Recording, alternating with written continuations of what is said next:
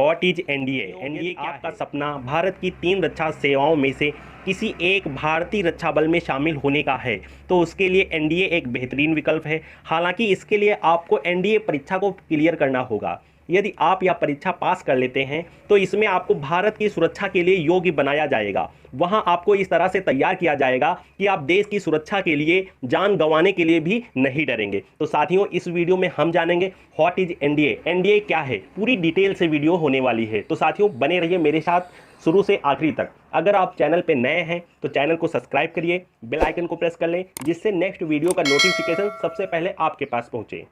साथियों, इस वीडियो में हम जानेंगे एनडीए क्या है, क्या क्वालिफिकेशन चाहिए, एज लिमिट क्या होनी चाहिए, एग्ज़ाम पैटर्न क्या है, सिलेबस क्या होगा, फिजिकल टेस्ट में क्या होगा, एनडीए ट्रेनिंग सेंटर कहाँ पे हैं, एनडीए 2022 की तैयारी कैसे करें, सैलरी कितनी होती है। तो साथियों, हमने जैसे बताया कि इस वीडियो में हम पूरे डिटेल से आपको बताएंगे। इसके बाद आपको कोई दूसरा वीडियो देखने की ज़रूरत नहीं पड़ेगी। ठीक है साथियों, एनडीए क्या है, व्हाट इज एनडीए। साथियों, व्हाट इज एनडीए मतलब एनडीए क्या है, एनडीए का फुल फॉर्म क्या होता है। एनडीए का साथियों फुल फॉर्म होता है नेशनल डिफेंस एकेडमी, जिसे हिंदी में कहते हैं राष्ट्रीय रक्षा अकादमी। क्या, राष्ट्रीय रक्षा अकादमी। अब ये नेशनल डिफेंस एनडीए की 3 शाखाएं होती, कौन कौन सी?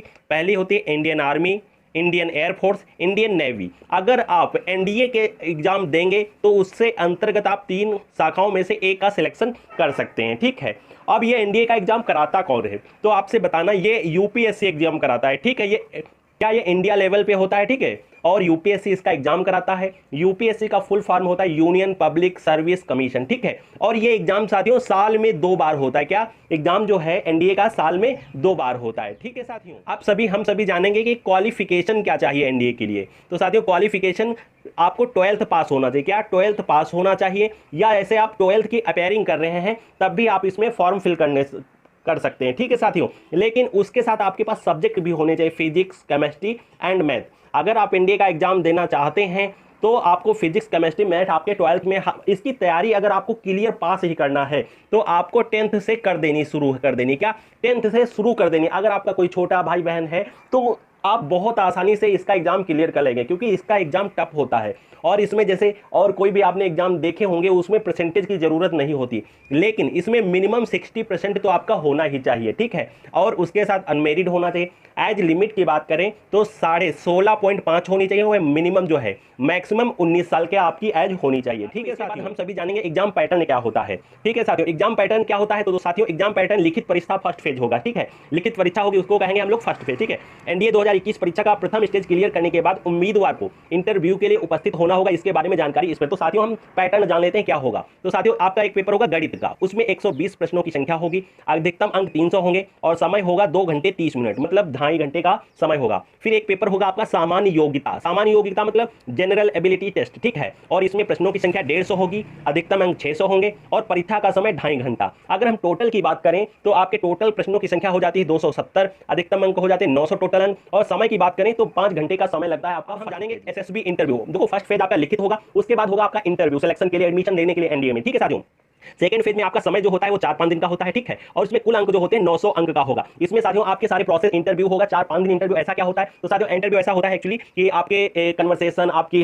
हेल्थ, आपकी मतलब फुल आपके नेचुरल क्या आपकी हैबिट्स है, इसके बारे में पूरी जानकारी इंटरव्यू में पूछी जाएगी। आपकी क्या इंटरेस्ट है, आपको क्या पसंद है, और आपको रेस कर लेते हैं, या आपकी कैपेसिटी क्या है, आपका ह्यूमन सेंस कैसा है, तो ह्यूमन सेंस कैसा, ये सारी जानकारी। बात कर लेते हैं सिलेबस की। सिलेबस क्या होता है तो मैथमेटिक्स का सिलेबस जो होता है साथियों, उसमें मैट्रिक्स एंड डिटर्मिनेंट्स, फिर एनालिटिकल ज्योमेट्री, फिर of 2 and 3 dimension, integral calculus and differential equations, और फिर स्टैटिक्स एंड प्रोबेबिलिटी, फिर वेक्टर अलजेब्रा, फिर डिफरेंशियल कैलकुलस, फिर ट्रिग्नोमेट्री अलजेब्रा। तो साथियों ये आपका +2 का सिलेबस होता है। क्या, +2 का सिलेबस होता है पूरा। इसलिए मैं कह रहा हूं अगर आपको एग्जाम इसका क्लियर करना है तो आपको 10th से ही इसकी तैयारी शुरू कर देनी चाहिए। क्यों? क्योंकि जीएस भी होता है, वो भी इसमें पूछा था। मैथ्स जितनी आपकी स्ट्रॉन्ग होगी, इंग्लिश स्ट्रॉन्ग होगी, उतना ही अच्छा बेटर कर पाओगे। ठीक है साथियों, क्योंकि इसमें चांस भी ज्यादा आपको नहीं मिलते हैं। इसकी सिलेबस तो आपने मैथ का जाना, अब ये जनरल एबिलिटी टेस्ट का भी सिलेबस जानेंगे। तो गेट मतलब होता है जनरल एबिलिटी टेस्ट, यानी सामान्य योग्यता की बात करें तो इसमें 2 सेक्शन, पार्ट ए और पार्ट बी होते हैं। पार्ट ए अंग्रेजी इंग्लिश एवं पार्ट बी सामान्य ज्ञान का होता है। ठीक साथियों, गेट पे पेपर में पार्ट ए इंग्लिश से 200 अंकों के प्रश्न तथा पार्ट बी जनरल एबिलिटी से 400 अंकों के प्रश्न पूछे जाते हैं। ठीक है साथियों, तो जनरल एबिलिटी में सेक्शन ए इंग्लिश और सेक्शन 2 जीके जनरल नॉलेज। जैसे जीके में क्या पूछा जाता है, सामान्य ज्ञान, इतिहास, संविधान, भूगोल, रसायन शास्त्र, भौतिक विज्ञान, वर्तमान घटनाएं। ठीक है साथियों, तो हमने बताया कि आपको तैयारी बहुत पहले से ही इसकी शुरू कर देनी चाहिए 10th से, जिससे आपकी ये जीए जो है ये मजबूत हो सके। ठीक है, अब इसके बाद आपका होगा फिजिकल टेस्ट। फिजिकल टेस्ट में क्या होगा, तो 15 मिनट में आपको 2.4 किमी दौड़ना होगा। कितना, 15 मिनट में 2.4 किमी दौड़ना होगा। फिर रस्सी कूदना होगा आपको, फिर पुशअप्स और सिटअप्स प्रत्येक में न्यूनतम 20 होने चाहिए। ठीक है साथियों, प्रत्येक में कितने होने, न्यूनतम 20 होने चाहिए। और चिनअप न्यूनतम 8 होने चाहिए। रस्सी पर चढ़ना साथियों, जैसे कलाबाज आपने देखा होगा, रस्सी इधर बंधी होती है उधर, और उस रस्सी पे आपको चढ़ना होगा। ठीक है साथियों, तो साथियों ये आपका फिजिकल। इसके बाद हम जानेंगे इसके ट्रेनिंग सेंटर्स कहाँ कहाँ। मान लिया आपने एग्जाम पास कर लिया है तो आपको ट्रेनिंग सेंटर पे भेजेंगे, तो इसके ट्रेनिंग सेंटर कहाँ कहाँ है ये आपको बताते हैं। तो राष्ट्रीय रक्षा अकादमी ये खड़गवासला पुणे में पड़ता है। फिर भारतीय सैन्य अकादमी IMA ये देहरादून में पड़ता है। फिर भारतीय नौसेना अकादमी INA ये इजिमाला में पड़ता है। भारतीय वायुसेना अकादमी हैदराबाद में पड़ता है। ठीक है साथियों, इसके बाद हम सभी जानेंगे एग्जाम की तैयारी कैसे की जाए। आपको ये तो पता चल गया, अब जानते हैं एग्जाम की तैयारी कैसे करेंगे। उसके बाद जानेंगे कि सैलरी कितनी क्या किसकी होती है। ठीक है साथियों, तो एग्जाम की तैयारी के लिए स्मार्ट स्टडी प्लान करें। अब स्मार्ट स्टडी प्लान कैसे करें, बेहतरीन तैयारी के लिए स्मार्ट स्टडी प्लान करना बहुत जरूरी है। स्मार्ट स्टडी प्लान से तात्पर्य अपने टाइम और एनडीए 2022 सिलेबस की कुशलता प्रतिबंधित करने से, ताकि परीक्षा में अच्छे अंक पा सके। ठीक है साथियों, सिलेबस को अच्छे से समझे। सबसे पहले अपने पूरे सिलेबस को ध्यानपूर्वक एनालाइज करें और उन विषयों को चिन्हित करें जिनमें सबसे अधिक ध्यान देने की आवश्यकता है। बेसिक्स से सब्जेक्ट्स की तैयारी शुरू करें, इससे आपका बेस बनेगा और आप हाई लेवल के प्रश्नों को हल करने में सक्षम होंगे। फिर तीसरा पॉइंट है जो इसमें सामान्य ज्ञान और इंग्लिश विषय पर ध्यान दें। सामान्य ज्ञान और इंग्लिश मतलब एनडीए परीक्षा को पास करने के लिए आपकी इंग्लिश में अच्छी पकड़ होनी चाहिए। आपकी अंग्रेजी ना केवल लिखित परीक्षा में परखी जाती है, बल्कि यह इंटरव्यू के समय चयनकर्ता पर भी अच्छा प्रभाव छोड़ती है। जब आपका इंटरव्यू होगा उसके लिए भी इंग्लिश बहुत जरूरी है।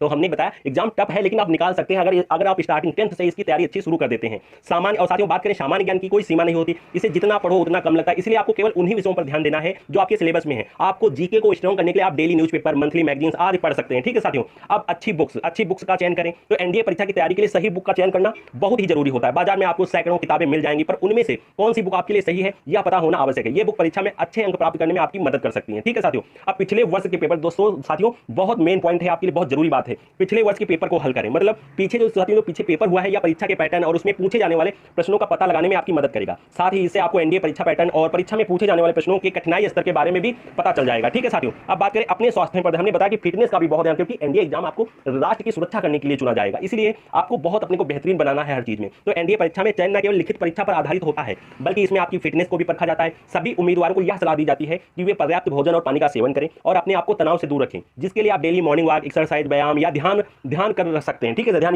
में तो योगा भी कर सकते हैं। ठीक है, और अगला पॉइंट जो सबसे जरूरी है, वीकली रिवीजन करें। समय पर रिवीजन करना बहुत ही आवश्यक है, क्योंकि यही सफलता की कुंजी है। उम्मीदवारों को मैं यही सलाह दूंगा कि वे छोटे नोट्स बनाएं, उनका डेली अभ्यास करें, उससे उन्हें डाटा को लंबे समय तक याद रखने में मदद मिलेगी। जानेंगे साथियों सैलरी कितनी क्या होती है। ठीक है साथियों, तो प्रशिक्षण के दौरान सैलरी होती है 56,100 रुपए। ठीक है साथियों, फिर वही लेफ्टिनेंट की सैलरी होती है 56,100 रुपए से लेकर 1,77,500। ठीक है, वही कप्तान की सैलरी होती है 61,300 से लेकर 1,93,900। फिर वही मेजर की सैलरी होती है 69,400 लेकर 7,200 रुपए। ठीक है, वही लेफ्टिनेंट कर्नल की सैलरी होती है 1,21,200 से लेकर 2,12,400 रुपए तक लेफ्टिनेंट कर्नल की सैलरी। ठीक है, कर्नल। फिर कर्नल की सैलरी केवल होती है 1,30,600 से लेकर 2,15,900 रुपए तक होती है कर्नल की सैलरी। फिर बात करें ब्रिगेडियर की सैलरी होती है 1,39,600 से लेकर 2,17,600 रुपए तक होती है ब्रिगेडियर की सैलरी। अगर मेजर जनरल की बात करें तो सैलरी होती है 1,44,200 से लगाकर 2,18,200 रुपए तक होती है मेजर जनरल की सैलरी। और लेफ्टिनेंट जनरल एचएजी स्केल होता है